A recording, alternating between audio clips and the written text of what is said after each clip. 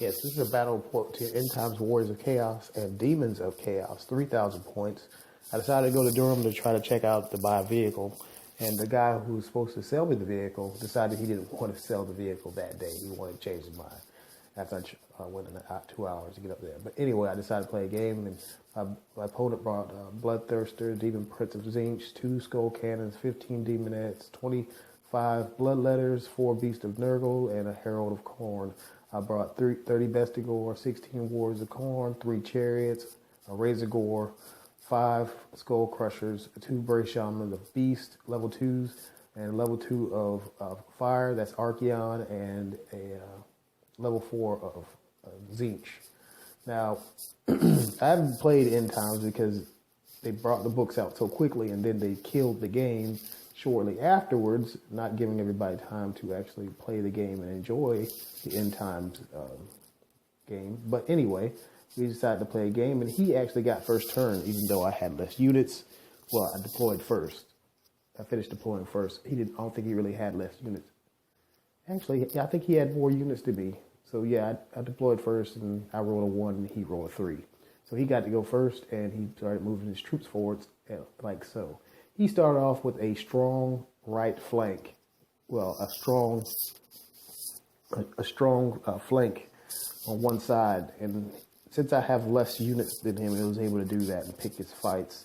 And that's one of the main reasons why Chaos has so many difficulties fighting in the first place, and they have to be overpowered sometimes, just to get even with those with some of these shortcomings. Put Bestigor right next to the Herdstone. There's 3 sorcerers in that unit. That gives me 3 power dice, and then Archeon is my 4th. So I have 4 power dice, producing 4 power dice a turn with the wizards. And I decided to put Archeon inside of the Skull Crusher unit because, well, he's a Monstrous Cavalry and they're Monstrous Cavalry, and he does have the Mark of Khorne, so he satisfies all the requirements to join a Skull Crusher unit. I put my 2 chariots on the right flank, not understanding that whole flank is just going to be a mile of trouble. What I should have done was put less forces on the left and just brought everything to the right, but that probably wouldn't have mattered because most of his monsters are actually characters, so you can't really tell where his big stuff is going to be until the character portion of his deployment. But yes, he moves forward like so. Then in his magic phase, he starts to roll his Winds of Magic, and the Winds of Magic, it only hurts you on 6s. So I'm really not that scared of the Winds of Magic. Oh yes, and this is him moving this leftmost blood letter unit forward. The Bestigor can't handle the blood letters because all the characters are in the front rank. And so they would demolish my characters. So I don't really want to test them with the Bestigor. I don't really want to send the Bestigor anywhere because I just realized I should have probably had full command, and that would have helped me a lot there to keep my Bestigor out of trouble, or at least keep the sorcerers out of trouble, and they could actually help. But his Winds of Magic, he rolled 3 6s. I lie to you not. He rolled a 6 to start it. He rolled a 6. I think it's 2D.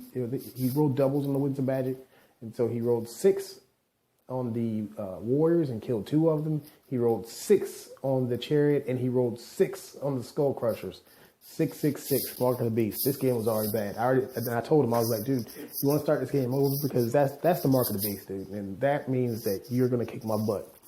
That's just the way it's gonna be because I've done it myself. I've seen it before. Anytime you roll 666s in the game, that's it. You might as well go ahead and we can turn around right now. We can go to the bar, we can get some beer, we can chill and talk or whatever, and just reset the game because that's it right there, dude. You're going to win this one, and it's going to be pretty bad, too. Just off of that. And he starts to laugh. I was like, you're laughing. You're laughing. But anyway, I'm going Archeon, he's kind of scared to move his stuff forward because Archeon is in the middle of the field. But what he doesn't realize is Archeon is not all that great. I mean, he's good as a character, a PvP character. PvP. He's good for character versus character, but he's not good at taking on giant monsters because he has 10 attacks, but their toughness is such that it's hard for him to wound them. And especially in Bloodthirst, they have so many attacks. But here's a picture of the dead warriors. He kills the chariot in his magic phase. It was I think it was blue fire. He was straight 4. He rolled the wound, rolled 5 to wound, and I rolled 3s to save. Yeah. So that wasn't good for the chariot. He's dead.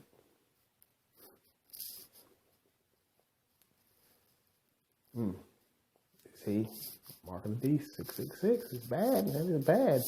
He probably, before he came to play the game, he probably killed at least 3 of the cutest kittens. And that's why he's rolling like this. And anyway, he was able to hit. This was him measuring to see if he could see more of my stuff with his magic user, and he was able to see him. And that's what I'm facing on my right flank, and only have 1 unit of consequence over there, so that's not good. And I should have held back, but I didn't. Being a chaos player, I kind of pushed forward because I'm not a dwarf.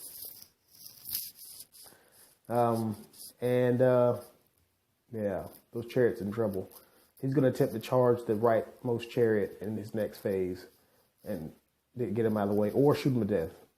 I think this turn he actually decides to shoot him, and he rolls a 1 to hit, and he rolls a 1 to wound both chariots with his cannons. So that was good. I like that. I don't know what to do here. I mean, that's a strong right flank, and it will take forever for the warriors to get around to help. And if they are going to go around to help, it's going to expose them to all kind of flank hits. And so this is the reason why block units like the warriors are not viable. They're not as good as they appear to be. Points wise, they're overcosted in this edition. Last edition they were pretty good because block fighting is what made the edition. In this edition, block fighting doesn't make the edition. It's these small, effective units that make this edition. And this is why Chaos players use so many chariots. This is why they use the Demon Prince. It's because in this edition, those old ways of playing, they're just not effective. I just kind of push my guys next to the Hearthstone a little bit forward. And I target the Nurgle, the Beast of Nurgle with the Skin Fetish, the Hag Tree Fetish. And so I get to reroll wounds against them in the magic phase, which is good, but you have to realize these guys are pretty tough to wound anyway, just because of their toughness. And I think I targeted his Demon Prince, and the Demon Prince didn't take hardly any wounds at all, because I kind of spread out my attacks there. I should have focused on one target. Yeah, and then in his magic phase, he moves around, and then in his magic phase, he kills off this chariot over here with Infernal Gateway. He does charge the other chariot, and I fled it. In hindsight, I probably should have held and let his chariot try to hold that chariot over there in close combat, because that would have been the only way for it to survive anyway. Was to hold it in close combat and hope that he doesn't do the amount of wounds needed to actually break it. Since Archaon is there, we'll get to reroll our panic check. So that would have been better, I think. Yeah, and then in my turn, I decided to charge my War Pig into his Bloodletters. What I should have done was just park the War Pig slightly in front of the Bloodletters and over to the right. And this is why, over to the left. This is why. In order to get past the Razor Pig, he would have had to charge the Razor Pig. And once he charged the Razor Pig, I don't even think he would have made it looking at this picture. You'd think it had been a failed charge. Once he charged the Razor Pig, he would have had to move sideways, exposing his flank to the warriors. And then the warriors would have pretty much pieced that unit up, because he would have had very few attacks coming back, and I would have had a lot of attacks going forward. So, yeah. Hindsight is 2020. We can't live in the past. I guess next time we play, I will do something like that. So he's got to be careful about making frenzied units, because the Mark of Khorne, well, demons of Khorne are not frenzy. The Mark of Khorne makes frenzy. These guys are demons of the type of Khorne, so they're not frenzied. And yeah, he moves in close combat. He moves down and just kills the War Pig. My magic phase, I did kill a Beast of Nurgle, so I got some kind of enjoyment there. And then he moves his guys around like this. Now I know what he's doing. He's gonna put everything he's got into Archaon's unit. What I didn't know was he was gonna throw the Bloodthirster in there too. Because I was like, I can take a chariot and I can take a Soul Grinder. But what I can't take is a Bloodthirster, 2 chariots, and a Soul Grinder, and a Demon Prince. I can't take it. It's too much. And yeah, this is not going to be good for Archaon. This is not going to be good for not no one. His pink horrors just sat there in the back, and I failed to put those up in the portion where I tell exactly what's going on and what he has in his army, his composition. And then just the Bloodthirster, he actually does that. He kills like 3 of my Skull Crushers by himself, and then everything else kills what's left. Archaon did 1 wound on the Demon Prince. He had 10 attacks. He did 1 wound. I'm not lying. Just 1. He flees, and then he rolls double 6s. He rolls high when it's time to flee. You coward. I looked into his eyes, and I see the eyes of a coward. And actually, he needed double 1s. Yeah, and he rolled double 6s to run away. Well, at least he knows when to run. And what you're seeing here is the Bloodthirster yelling at Archaon saying, "You took our jobs! You took our jobs, you son of a bitch!" And then the Demon Prince, "You took everything!" And we're getting skull things. Yep, that's Archaon running. Which now this exposes the flank of the Bestigor to the Skull Grinder, and I decided to charge the Bestigor to try to maybe overrun into the Beast of Nurgle to get out of the way. I do not need them there, and I want to cut off as many people as hitting me as possible. I can take 1 Soul Grinder with Bestigor. I can't take all the other stuff. And over here with the Warriors, yeah, they got Mollywop. I think I killed 6 Bloodletters, and it was actually a 2-round combat. I mixed some pictures, but I killed 9 Bloodletters with 27 attacks. I killed 9 Bloodletters. I forget that Bloodletters have the same weapon skill as a warrior, but they're only 12 points, and they have a 5-up ward save. Yeah, warriors are definitely not high enough costed. They should be higher points. They should be more points for a warrior. No, warriors are overcosted. That's what that's showing you right there. They're only 12 points, and they got great stuff. And then warriors, all they got is armor. And guess what? Killing Blow doesn't care about armor.